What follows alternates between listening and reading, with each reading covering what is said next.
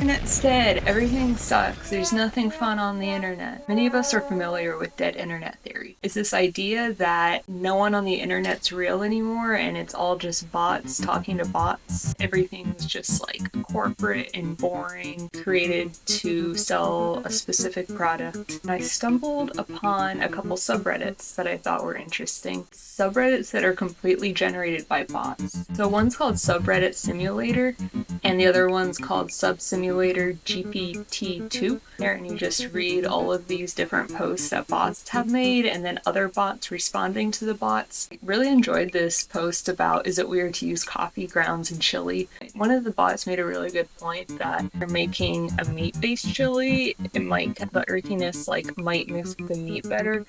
I was actually kind of having fun. I could have kept scrolling on there. When we're on the internet, are we there for this deep human connection, or are we there to be entertained? I think a lot of people are skeptical of this new internet because it feels like it's getting less and less about real human connection and more about superficial entertainment.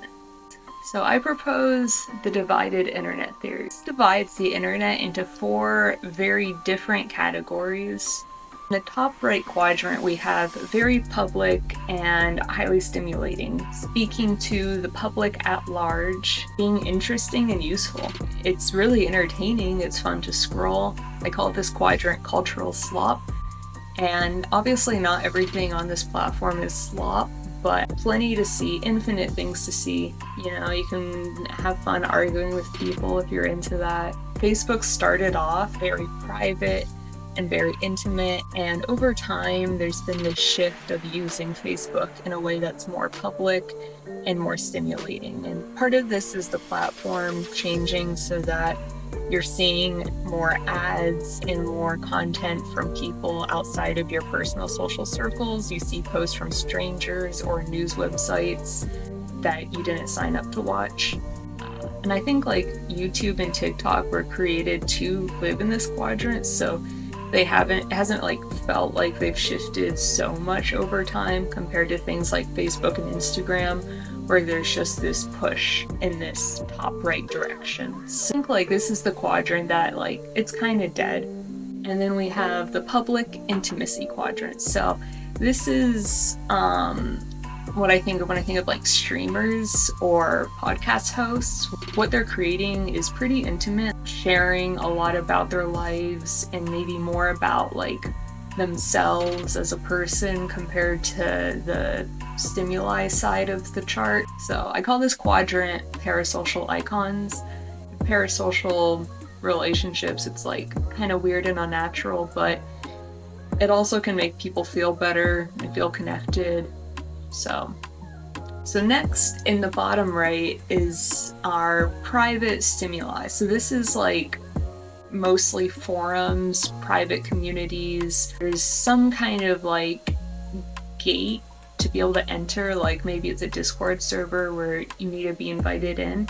You go more for the stimulation aspect, so sharing information with each other, sharing funny things. So it's usually something that's built around a specific interest, and it's more private, so you have fewer bots and more human-driven content. I call this category cultural soup because I think that it can also be an echo chamber where, for better or for worse, in more public platforms, you are going to see more viewpoints, at least some of the time, whereas in these types of closed-off forums, you're really seeing people who have similar interests, the same group of people posting things. It's a very kind of closed community in that way.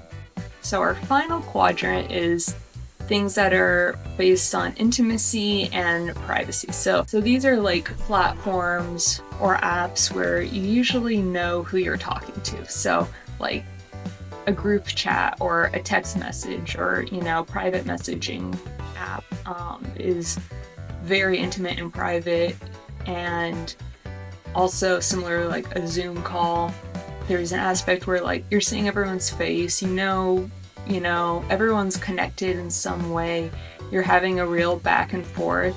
with other people, and there's less of this like artificial nature to the relationships.